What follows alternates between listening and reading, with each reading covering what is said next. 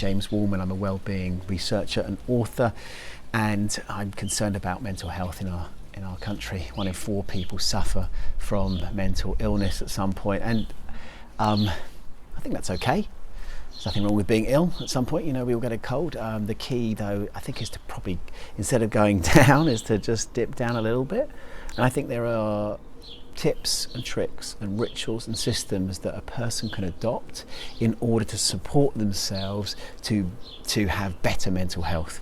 And there is loads of science around this as well, and I have spent years researching this, and so what I want to do in a series of videos is share some of these things to help you and your loved ones and people be happier and get more joy in life. The thing I want to share today is about ordinary experience, the crazy magic of ordinary experiences. And so in my book Time and How to Spend It, which was an FT Book of the Year in 2019, there's a checklist, stories, STORIES, that you can use to remember the stuff that you should aim for that's going to help you be happier. And the E is for extraordinary. And one of the curious aspects here, I find this interesting, is that extraordinary experiences are really amazing for happiness. But it turns out, this is the curious thing, so are ordinary experiences.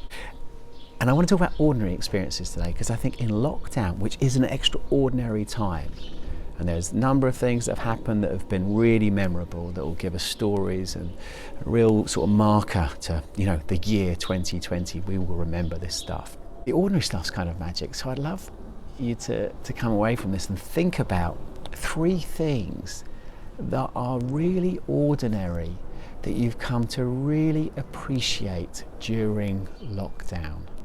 Because, you know, we're all stuck to our postcode. We can't go on holiday, we can't go abroad, we can't go to the seaside or the countryside. We're stuck to wherever that place is that you are. We can't really go anywhere. So we've been stuck with the ordinary rather than the extraordinary.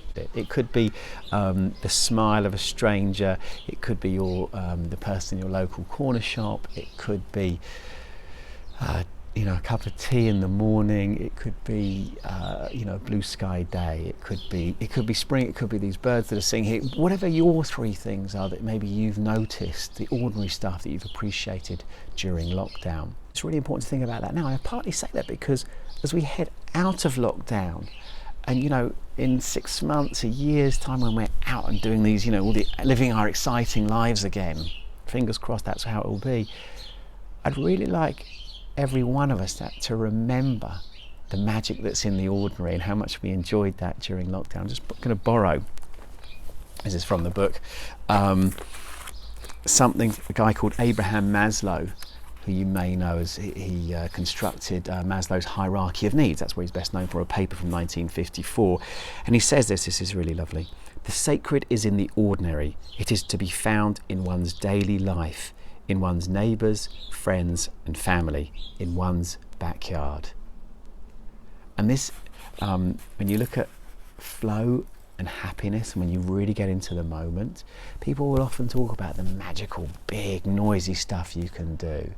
But it's not what you do that matters, it's how you do it that matters. If you approach something in that eyes open way, that's open to seeing the magic in the ordinary, you'll see it and it will make you happier. It's a real source of, I think, support in times of difficulty as we move from lockdown to post-lockdown into this new normal. So I wish you the best. I hope you stay well in these still challenging times, and I hope you can find the sacred in the ordinary.